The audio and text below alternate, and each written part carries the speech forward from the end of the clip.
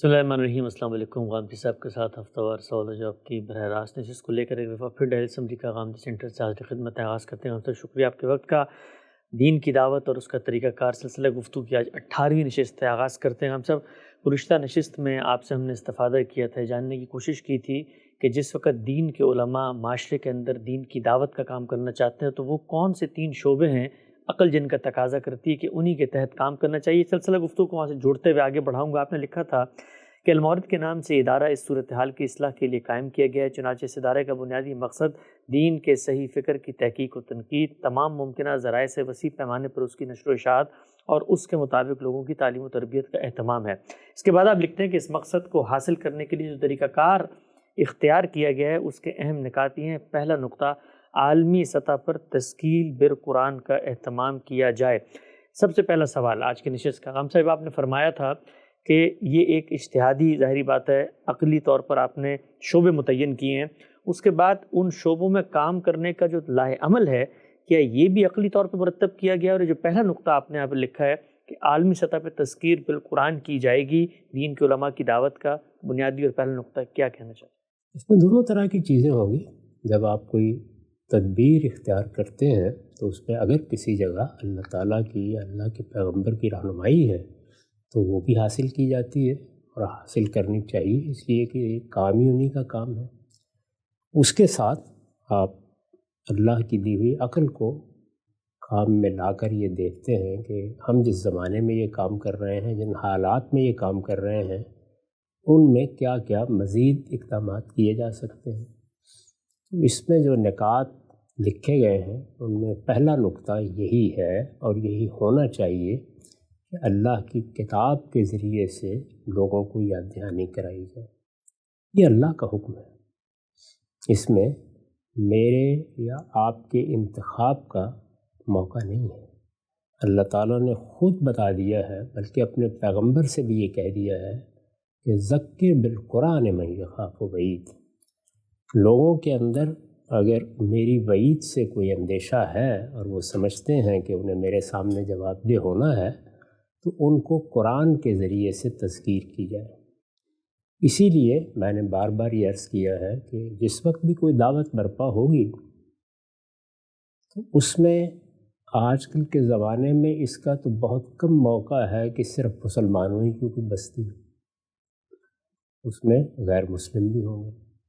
خود مسلمان اس وقت اپنے ہی ملکوں تک محدود نہیں ہیں، اس پچھلے 1200 سال میں بہت بڑے پیمانے پر نقل مکانی ہوئی ہے، اور پچھلے 200-300 سال میں تو اس سے بھی بڑے پیمانے پر اس کا سلسلہ شروع ہو گیا ہے۔ اب جو حالات ہیں اس میں اگر آپ اندازہ کریں تو ہزاروں لاکھوں کی تعداد میں لوگ ایک جگہ سے دوسری جگہ منتقل ہو رہے ہیں، اور یہ روزانہ ہو رہے ہیں۔ اس میں جہاں کہیں بھی مسلمان ہوں گے ان کے گرد و پیش میں وہ لوگ بھی ہوں گے کہ جنہوں نے کفر اختیار کیا ہوا ہے، یا وہ اس سے پہلے کسی دوسرے دین کے ماننے والے ہیں، یا کسی دوسرے زاویہ نظر کو زیادہ درست سمجھتے ہیں۔ ان سب تک دین کی دعوت پہنچنی چاہیے، اس میں اللہ کی کتاب ہی پہنچائی جائے گی۔ اللہ تعالیٰ نے ہمیں پابند کر دیا ہے کہ ہم اس کی کتاب لوگوں کو پہنچائیں۔ یہ اس کی کتاب ہے جو پھر آگے اپنا کام خود کر لے گی۔ خود مسلمانوں کو بھی اسی تذکیر کی ضرورت پڑ گئی ہے، کیونکہ مسلمانوں کا معاملہ بھی یہ ہے کہ وہ اب نہ تابعین ہیں نہ تبع تابعین، نہ اس کے بعد کے ادوار کے مسلمان ہیں۔ یعنی اس وقت کوئی 1.5 ارب کے قریب کی آبادی ہے، دنیا بھر میں پھیلے ہوئے ہیں، ان میں بہت سے لوگ ہیں کہ جو خود دین سے بیگانہ ہو چکے ہوئے ہیں۔ ان کو بھی اگر دعوت پہنچانی ہے تو سب سے پہلے انہیں قرآن ہی کی طرف متوجہ کرنا ہوگا۔ تذکیر بالقرآن کا حکم اللہ تعالیٰ نے دیا ہے، اس کے طریقے کیا اختیار کیے جائیں گے وہ اس زمانے کے لحاظ سے ہوں گے۔ چنانچہ ہم بھی بہت سے طریقے اختیار کرتے ہیں، نئے نئے طریقے سامنے آتے بھی رہیں گے۔ قرآن کا ترجمہ پہنچائیے، قرآن مجید کا ترجمہ لکھا ہوا لوگوں تک پہنچے۔ اس زمانے میں یہ ممکن ہو گیا ہے کہ وہ بولا ہوا لوگوں تک پہنچایا جا سکتا ہے۔ قرآن مجید کو پڑھنے پڑھانے کے حلقے قائم کیے جائیں، جس کو آپ قرآن اسٹڈی سرکل کہہ سکتے ہیں۔ تو جو تدبیریں بھی آپ اختیار کریں، لیکن ان کا ہدف اور ان کا محور قرآن مجید کی تذکیر ہونا چاہیے۔ قرآن مجید کے ذریعے سے یاد دہانی، یہ یاد دہانی اگر لوگوں کو کرائی جائے گی اور وہ اس کے نتیجے میں متوجہ ہوں گے تو باقی کام اس کے بعد کیے جائیں۔ ٹھیک ہے صاحب صاحب، ایک بڑی دلچسپ بات آپ کی زبانی ہم نے بھی سنی کہ مسلمانوں کے بارے میں تو بات سمجھ میں آتی ہے کہ جی وہ قرآن مجید ان تک پہنچائیں، اللہ کے کلام کو پڑھیں۔ آپ نے فرمایا غیر مسلموں کو بھی قرآن دیا جائے گا۔ ہمارے یہاں جو بالعموم تصور ہے غیر مسلموں میں دعوت کا، وہ تو یہی ہے کہ جی دعویٰ لٹریچر آپ نے ترتیب دینا ہے، ان کو انسپائر کرنا ہے۔ اسی طریقے سے وہ کیوں پڑھیں گے قرآن مجید، اور اگر پڑھ بھی لیں تو ان کو تو سمجھ میں نہیں آئے گا کہ یہ کیا چیزیں، کیا باتیں ہو رہی ہیں یہاں پہ۔ تو ضروری ہے کہ ہم لوگ پہلے دین کا ایک مثبت تعارف ان کو کرائیں، ان کے دماغ میں اگر کوئی اشکال ہے، شبہ ہے دین کے حوالے سے، اس کو دور کریں، تب کسی وقت اس کو قرآن کی احتیاج ہوگی تو قرآن بھی اس کو پکڑا دیں گے۔ کیونکہ قرآن اگر ہم نے دے بھی دیا تو قرآن کیا کرے گا، وہ تو ہمیں ان کو پہلے دین سمجھانا پڑے گا نا۔ یہ ترتیب بالکل غلط بیان کی گئی ہے، ایسے نہیں ہوگا۔ ہمارا کام یہ ہے کہ ہم قرآن مجید کا تعارف کرائیں، دین کا نہیں، قرآن مجید کا۔ یہ بتائیں کہ یہ کتاب ہمارے پاس ہے، اس کتاب کے بارے میں ہم یہ کہتے ہیں اور ہمارے پاس اس کی گواہی موجود ہے کہ اللہ کے آخری پیغمبر کی دی ہوئی کتاب ہے۔ ہم یہ کتاب آپ کو پڑھنے کے لیے دے رہے ہیں یا سننے کے لیے دے رہے ہیں۔ اس کتاب کا تعارف یہ ہے، بہت مختصر طریقے سے اس کا تعارف کریں اور کتاب دے دیں۔ کتاب بولتی ہے، اس میں اللہ تعالیٰ کلام کر رہا ہے، اس میں لوگوں کو مخاطب کر کے بتایا جا رہا ہے کہ تمہارا پروردگار تمہارے سامنے حقائق کی توضیح کر رہا ہے، یہ خدا کی تبیین ہے۔ تو اس وجہ سے اس سے بڑھ کر اپنی بات کی وضاحت کرنے والا کون ہو سکتا ہے؟ وہ کتاب اگر وہ پڑھنے کے لیے آمادہ ہو جائیں گے تو وہ ان کو ہدایت دے گی، اور اس نے ہدایت اور ضلالت کا قانون خود بیان کر دیا، یعنی آدمی کے اندر انابت ہوگی، بات سمجھنا چاہے گا، سمجھ میں آ جائے گی۔ اس کے بعد ہو سکتا ہے کہ اس کے ذہن میں کچھ سوالات پیدا ہوں، دین کے بارے میں ہوں، پیغمبر کے بارے میں ہوں، قرآن کے بارے میں ہوں۔ ہمارا کام اس کے بعد شروع ہوتا ہے۔ پہلا کام یہی کہ اللہ کی کتاب پہنچائی جائے، اس کا تعارف اور کتاب۔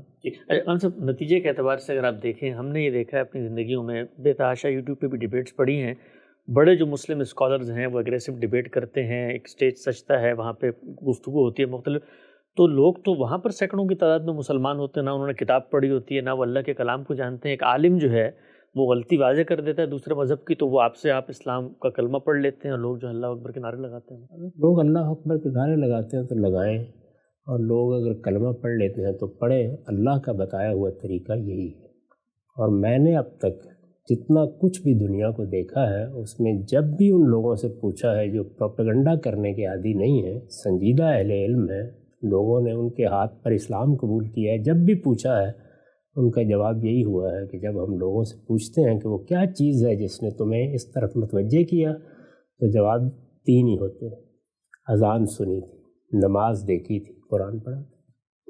تو اس لیے اللہ کے پیغمبر کا یا اللہ کا بتایا ہوا طریقہ یہی ہے، ہمیں اسی طریقے پر یہ کام کرنا چاہیے۔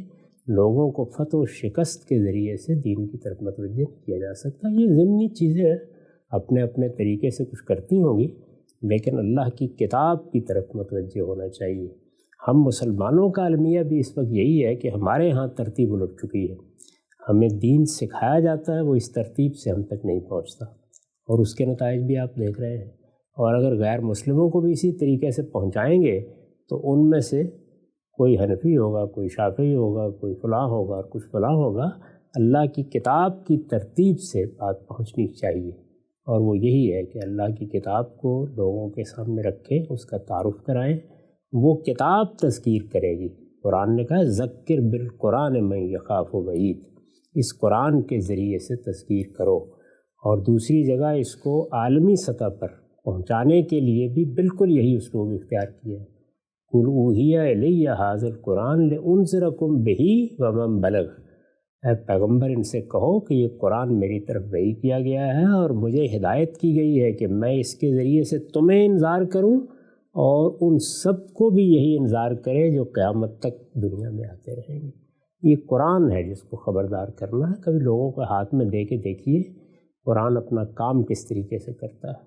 باقی اس طرح کی چیزیں جو لوگ عام طور پہ بیان کرتے رہتے ہیں، وہ ویسے سینکڑوں ہزاروں لوگ جن کے بارے میں بتایا جاتا ہے وہ پھر کبھی نظر نہیں آتے معاشرے میں، ان کی کبھی زیارت بھی کرائیے۔ نقطہ آپ نے واضح فرمایا۔ آگے بڑھاتے ہیں سلسلہ گفتگو کو، یہ بیان کیجیے گا کہ جس وقت آپ کہتے ہیں کہ قرآن کے علاوہ اگر آپ نے کسی چیز سے، اپنی تقریر سے، اپنے کسی دعوتی لٹریچر سے آغاز کیا تو پھر تو لوگ حنفی، دیوبندی، شافعی ہی نظر آئیں گے، لیکن جب آپ کہتے ہیں قرآن پکڑائیں تو قرآن بھی تو کسی حنفی عالم کا، کسی شافی اسکالر کا، کسی حنبلی فقیہ کا لکھا ہوا ترجمہ ہوگا نا، تو یہ کیسے ہو سکتا ہے کہ جب آپ کہتے ہیں قرآن پکڑائیں تو قرآن بھی تو لازماً ایک عالم کے ذہن، ایک عالم کے اصولوں کے تحت کیا ہوا ترجمہ ہے، تو وہاں پر بھی تو ایک عالم ہی کا آپ ترجمہ اس کو پکڑا رہے ہیں، ایک فرقے کے عالم کا.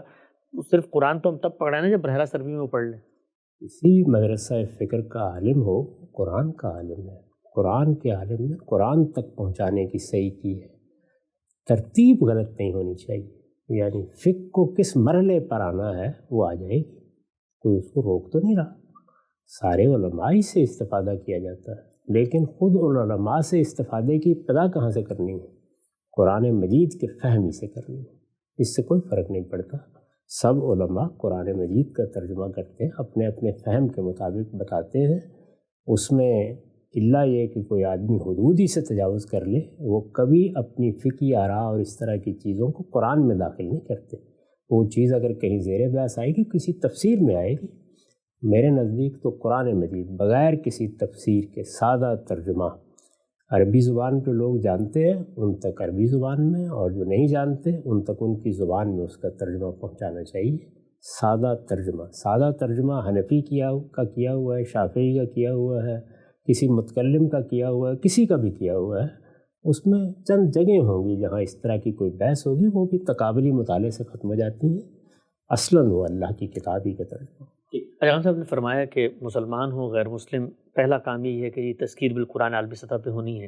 ایک تیسرا گروہ بھی ہے نا مولدین کا، وہ تو نہ ان کے ساتھ کھڑا ہے نہ ان کے ساتھ کھڑا ہے، وہ تو کسی چیز کے وجود کو نہیں مانتا. اس کو اگر ہم نے دعوت دینی ہے تو اس کو ہم قرآن کیسے پکڑائیں گے؟ وہ تو مطلب اس کے وجود ہی کو ماننے سے منکر ہے کہ بھئی اس میں کوئی چیز موجود بھی ہے، تو ان کے ساتھ تو پھر گفتگو ہمیں اپنے دینی استدلالات کی بنیاد پہ کرنی پڑے گی. اس کی بھی کوئی ضرورت نہیں. ان کو بھی اللہ کی کتاب کے پڑھنے کی طرف متوجہ کرنا چاہیے. وہ الہاد اختیار کر رہے ہیں تو کچھ پڑھ کر رہے ہیں، کچھ مقدمات پر کر رہے ہیں. ان کے ساتھ بات کرنے کا صحیح طریقہ یہ ہے کہ ان سے کہا جائے کہ آئیے اس کتاب کا ہمارے طریقے پر ذرا مطالعہ کر کے دیکھتے ہیں. یہ کتاب ہی ذریعہ بنے گی اور کوئی چیز نہیں بن سکتی. ان کے ساتھ ان کی سطح پر تذکیر ہوگی اور عام آدمی کے ساتھ عام آدمی کی سطح پر تذکیر ہوگی، لیکن قرآن مجید ہی کو محور رہنا چاہیے جو کچھ بھی آپ کو کرنا. آگے بڑھاتے ہیں سلسلہ گفتگو کو. اچھا صاحب، عالم اسلام میں جو بڑی دعوتی تحریکیں اٹھی، ہم نے دیکھا ان کا ایک انفلوئنس بھی قائم ہوا، بڑا اثر ہے، اور بڑے گراس روٹ لیول تک ان کے اکابرین نے محنت بھی کی ہے. وہاں پر جو لٹریچر دیا جاتا ہے، کہا جاتا ہے کہ وہ اصل میں قرآن ہی سے مستنبط ہے، قرآن مجید ہی کے مطالعے کے نتیجے میں جو کچھ علماء نے اپنا فہم سمجھا ہے اس کے مطابق کچھ 6 نمبر مرتب کر دیے ہیں، کچھ فضائل اعمال مرتب کر دی ہے، تاکہ لوگوں کو پریسائز براہ راست ڈائریکٹ طور پہ دعوت دے دی جائے. تو اس میں کیا خرابی ہے؟ یعنی اگر تو اس کا بنیادی ماخذ قرآن ہی ہو، لیکن لکھی ہوئی انسانوں نے ہو، کہ ایک لٹریچر بنا دیا ہو، تو آدمی زیادہ ریلیٹ کرے گا اس سے کہ جی اپنے عہد کے عالم ہی کی زبان میں لکھی ہوئی ایک چیز ہے، کوئی پرانا لٹریچر نہیں ہے. اس میں کیا خرابی ہے؟ نہ قرآن پریسائز ہے، نہ براہ راست ہے، نہ اس میں کوئی اسلوب کی ایسی ندرت ہے کہ وہ دلوں میں اترے. اللہ کی کتاب دی، اس سے بہتر کیا چیز ہو سکتی ہے؟ اس سے زیادہ پریسائز کیا چیز ہو سکتی ہے؟ اس سے زیادہ براہ راست کیا چیز ہو سکتی ہے؟ یعنی ایک شخص براہ راست اس پروردگار کی بات سنے گا جس پر ایمان کی آپ دعوت دے رہے ہیں، اس سے بڑی چیز کیا ہو سکتی ہے؟ یہ دوسرے درجے کی چیز ہے. یعنی جب قرآن متوجہ کر لے گا تو ہر انسان کے ذہن میں کچھ سوالات پیدا ہوتے ہیں، وہ کچھ چیزیں سمجھنا چاہتا ہے، کچھ چیزوں پر غور کرنا چاہتا ہے. اس کے بعد علماء کا کام شروع ہوتا ہے. یعنی اب وہ شریعت کی تفہیم بھی کریں گے، سوالوں کا جواب بھی دیں گے، سب ہوں گے. یہ ترتیب ہے جو بیان کی جا رہی ہے. کسی چیز کی نفی کرنا مقصود نہیں ہے، سب کام ہوں گے، کس ترتیب سے ہوں گے. ٹھیک، آگے بڑھاتے ہیں. یہ بتائیے گا ہم صاحب، آپ نے جس وقت ادارے کی بنیاد رکھی آج سے کوئی 30-40 سال پہلے، تو یہ جو پہلا نقطہ آپ نے خود بیان کیا ہے، کیا ادارے کی تاریخ بتاتی ہے کہ اس پر عمل درآمد بھی کیا گیا؟ اور یہ جو آپ ہر ہفتے درس قرآن دیتے ہیں، یہ بھی اصل میں اسی نقطے کی امتثال میں ہے جس کو آپ سمجھتے ہیں کہ قرآن ہی کی تعلیم جو ہے وہ لوگوں کو دینی چاہیے؟ میں نے پہلے دن سے یہی بات کہی ہے. جہاں تک میری ذات کا تعلق ہے اس میں نے طریقہ بھی یہی اختیار کیا ہے. قرآن مجید کا اس طرح کا ترجمہ کہ جو ہمارے ہاں تراجم میں بالعموم قرآن کا نظم واضح نہیں ہوتا، وہ کیا جائے، اس کے کرنے کا محرک بھی یہی چیز بنی ہے. ابتدا میں تو میرے پیش نظر تفسیر لکھنا نہیں تھا، ترجمہ ہی کرنا پیش نظر تھا. بعد میں خیال ہوا کہ اس کے اوپر مختصر حواشی بھی ہونے چاہیے۔ یہ سب کام میں نے اسی چیز کو سامنے رکھ کے کیے ہیں۔ دو چیزوں میں فرق کیجیے، وہ یہ کہ فرد اسی ترتیب سے کام کرتا ہے، ادارے بننے کا عمل بھی ہوتا ہے، اس میں افراد بھی جمع کیے جاتے ہیں، ان کو بہت سے کام خود ادارے کے اپنے وجود پذیر کرنے کے لیے کرنے پڑتے ہیں، لہذا وہاں ضروری نہیں ہے کہ ترتیب بھی ہو، وہاں تو پہلے ایک اسٹرکچر بنتا ہے، تو وہ بننے کا عمل ہوا ہے، اس میں برسوں لگے ہیں، لیکن میرا خیال ہے کہ اب ہر جگہ یہی ترتیب ہے اور اسی کے تحت لوگ کام کر رہے ہیں۔ اچھا ہم صاحب، اگر مثال کے طور پہ یہ جو ادارے آپ نے بنائے اور ادارے کی بنیاد میں آپ نے مقاصد لکھے اور اس میں لکھا پہلا نقطہ یہ ہے، کوئی ادارہ یہ محسوس کرے کہ نہیں ہماری پرائیورٹی کوئی اور ہونی چاہیے، تو کیا اب اس پہ لازم ہے کہ نہیں وہ پہلے تذکیر بالقرآن کا کام کرے گا اور اس کے بعد اس نے کوئی دوسرا کام کرنا جو آگے آپ نے بیان کیے، یا اس میں جو ترتیب ہے وہ ترتیب ہمیشہ مقدم رہے گی، اداروں کو بھی اپنی ترجیحات اسی پہلے نقطے کو سب سے پہلے بنانا؟ دیکھیے، ضرورتیں تو ہر سطح کی پیدا ہو چکی ہوتی ہیں نا، یعنی کچھ لوگ وہ ہیں کہ جن کو پہلی مرتبہ تعارف ہونا ہے، ان کے لیے تذکیر بالقرآن ہے، کچھ لوگ وہ ہیں جو اس مرحلے سے گزر چکے ہیں، ان کے لیے تعلیم تحقیق کے دوسرے پہلو موجود ہیں۔ تو ایسا تو نہیں ہے نا کہ سارے انسان کسی ایک جگہ غار میں بند ہیں اور وہاں شروع کرنا ہے آپ نے۔ مطلب یہ ہے کہ جب آپ دعوت پہنچانے کی ابتدا کریں کسی شخص کو یا لوگوں کو، تو اس میں ابتدا قرآن کی تذکیر سے ہونی چاہیے، لیکن جو لوگ اس مرحلے سے گزر چکے ہیں ان کی ضرورتیں ہی پوری ہوں گی، وہ تعلیم کی، تعلم کی، تربیت کی دسیوں ضرورتیں۔ ٹھیک، آخری نقطہ ہم سب آج کی نشست کا یہ بتائیے گا کہ آپ نے دین پر غور و فکر کے اصول مرتب کیے ہیں، مبادی تدبر قرآن کے عنوان سے بھی ہیں کہ قرآن مجید پر غور و فکر کیسے ہوگا۔ کوئی صاحب علم مثال کے طور پہ ان اصولوں سے اتفاق نہیں کرتا اور قرآن کا ترجمہ کرتا ہے، تو کیا اس ترجمے کو بھی ہمارا ادارہ، یعنی جو آپ کا بنایا ہوا ادارہ ہے جس کے اصول و ضوابط ہم گفتگو کر رہے ہیں، اس کو آگے پہنچانا چاہیے ہے، یا ادارے کے لوگ، انتظامیہ اس چیز کی پابند ہے کہ وہ انہی اصول و مبادی کے تحت کیے ہوئے تراجم کا رخ کرے گی، باقی تراجم کا نہیں کرے گی؟ دیکھیے، وہ اصول و مبادی تو یہاں ہونے والے کام کے لیے ہیں، باقی رہ گئی یہ بات کہ مختلف اہل علم سے استفادہ کرنا ہے، اس کا دروازہ اس ادارے کے لیے کبھی بند نہیں ہوا۔ میں نے تو ہمیشہ یہ کہا ہے کہ پورا دبستان شبلی اصل میں اس ادارے کے اکابر ہیں، اور ان میں سے جن لوگوں نے بھی قرآن مجید کی کوئی خدمت کی ہے اس سے استفادہ کریں، لوگوں تک پہنچائیں۔ میں نے گزارش کر دی کہ قرآن کی حد تک معاملے کی نوعیت یہ نہیں ہے، بہتر سے بہتر کا سفر ہے، ورنہ وہ قرآن ہی کا ترجمہ کیا جا رہا ہے، قرآن ہی پہنچایا جا رہا ہے، اور یہ بہتر سے بہتر کا سفر تو کہیں نہیں رک سکتا۔ اس ادارے کو اس کا کبھی پابند نہیں کیا گیا۔ جو اصول و مبادی بیان کیے گئے ہیں وہ اس مقصد سے بیان کیے گئے ہیں کہ یہ ادارہ اپنے کاموں میں، اپنے پروجیکٹس میں ان سب چیزوں کا لحاظ رکھے۔ نقطہ واضح ہوا، دین کی دعوت، علماء کا کیا کردار ہے، اور پھر غامدی صاحب نے جو ادارہ بنایا اس کے اہداف و مقاصد، اس کے اغراض کیا ہیں، ایک ایک چیز کو زیر بحث لا رہے ہیں۔ پہلا نقطہ زیر بحث آیا تذکیر بالقرآن کا عالمی سطح پر اہتمام۔ سلسلہ گفتگو آگے بڑھائیں گے، وقت یہاں پہ ختم ہوتا ہے، دوبارہ حاضر خدمت ہوں گے۔